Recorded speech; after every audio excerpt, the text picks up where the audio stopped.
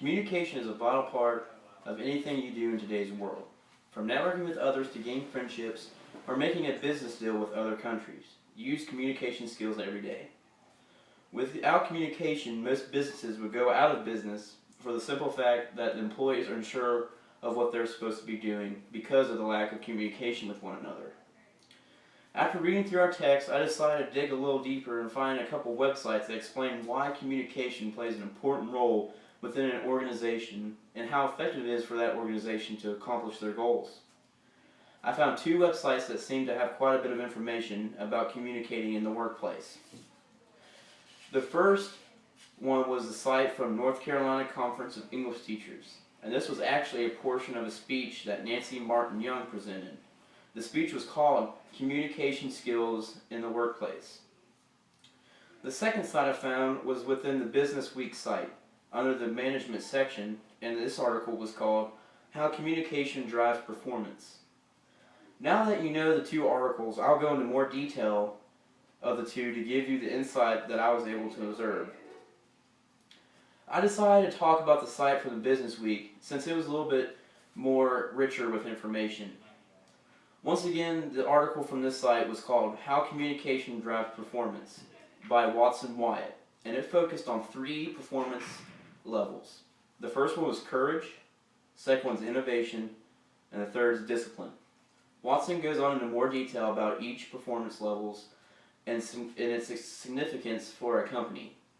The first level of performance is courage, and Watson explains that there are many companies that are too scared to tell certain employees bad news because they feel like those employees cannot handle the tough matter or task at hand.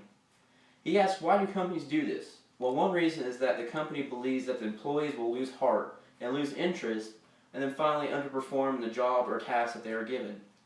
Watson's solution to this is to believe in your employees and tell them what they need to know, and you'll be rewarded with solid performance. The second level of performance is innovation, and this really means applied creativity. Watson explains that innovation is a creativity that should have never stopped. Also, that innovation should not be something that should be pushed off till the future, but that it should be occurring with everything from day-to-day activities to product development.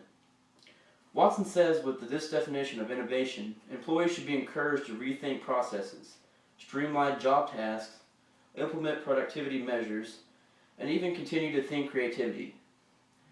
Finally, the third level of performance is discipline.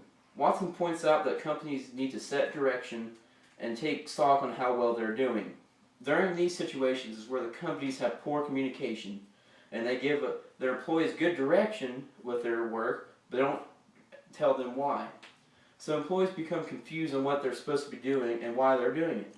It's very important for employees to know why they're doing the things they are, because they will put their heart and interest into it and become more motivated, which only benefits the company. Watson also goes on to say that communication is a very vital part of a company. However, listening also plays an important role. Watson says that if you can implement the 3 levels of performance that he mentioned earlier, your company will be able to survive the hard times and then as well have an upper hand during the good times. The other site that I found that was rich in information was a portion of a speech by Nancy Martin Young on the North Carolina Conference of English Instructors. The speech was titled Communication Skills in the Workplace. Nancy opens up by saying that today's business world, companies and different managers are looking for specific skills in their entry-level positions. Nancy says there are 3 main skills that employees need, and they are teamwork, flexibility, and communication. However, we're only going to talk mainly about communication since that's what helps drives the other 2 skills. There are 3 different types of communication Nancy mentions that are necessary in today's business world. They are written communication, oral communication, and technology. The first skill that Nancy mentions is a written communication. She goes on to say that most of the written documents that have disappeared for the fact of the use of technology, like paper memos have been replaced by voicemails, emails, and even faxes. However, employees still need to have a good writing skills for the fact that some industries still fill out numerous reports for different things like service orders, product orders, and a variety of reports. Because most of the entry-level employees that are hired are assistants, they'll have to make the reports and fill out the order forms regularly. As a result, writing skills are a must-have for anyone looking for an entry-level position to start their career. Written communication is very important. However, oral communication is a skill that employees are looking for. This is also a skill needed for entry level for the fact that these employees are the ones that will start off in customer service more than likely and work their way up within the company. Nancy also goes on to say that there's an average entry-level positions usually present some sort of formal presentation during their time with the company. Also, having superior oral communication skills is what leads employees to their promotion and builds their ladder within the company. Finally, technology is also a skill that employees need to have. Nancy said that communication through technology is a necessity from emails, voicemails, and even faxes. It is also important in today's world that employees have knowledge of the big three Microsoft Office programs, which are Word, Excel, and PowerPoint, since most companies use this software. Nancy says that communication is one of the main skills that potential employees need to have, and she goes on into more detail about the three different types of communication that employees need. It is the main one of the three that she says all employees must have. She goes on to say that employees are more skillful in the different types of communication are the ones that are usually hired over others.